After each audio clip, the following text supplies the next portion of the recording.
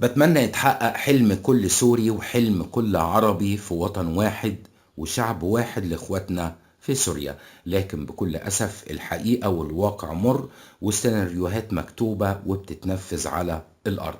واللي يأكد كلامي التقارير المنشورة في الصحف الغربية بعد سقوط نظام المجرم بشار الأسد، وهم ورقتين بيتلعب بيهم عشان يضمنوا تقسيم سوريا اللي بدأ بالفعل داعش، وده كلام الأمريكان، وقوات سوريا الديمقراطية واختصارها قسط اللي بتطالب بالانفصال.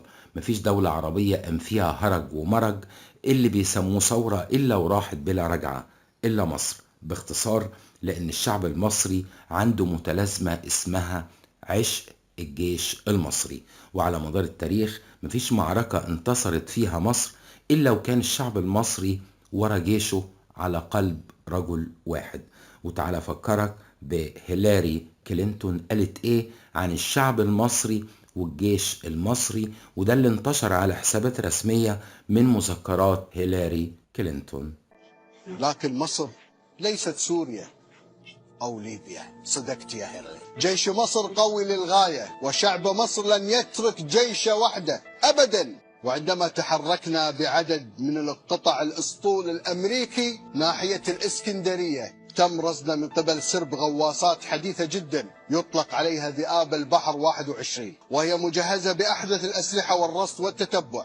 وعندما حاولنا الاقتراب من قبالة البحر الأحمر فوجئنا بسرب طائرات ميج 21 الروسية القديمة، لكن الأغرب أن راداراتنا لم تكتشفها من أين أتت وأين ذهبت. بعد ذلك فضلنا الرجوع مرة أخرى. ازداد التفاف الشعب المصري مع جيشه، وتحركت الصين وروسيا رافضين هذا الوضع، وتم رجوع قطع الاسطول. والى الان لا نعرف كيف نتعامل مع مصر وجيشها. اذا استخدمنا القوه مع مصر ضد مصر خسرنا، واذا تركنا مصر خسرنا شيء في غايه الصعوبه. مصر هي قلب العالم العربي والاسلامي، ومن خلال سيطرتنا عليها عن طريق ما يسمى الدوله الاسلاميه وتقسيمها، كان بعد ذلك التوجه لدول الخليج، وكانت أول دولة مهيئة هي الكويت، فالسعودية ثم الإمارات والبحرين وعمان.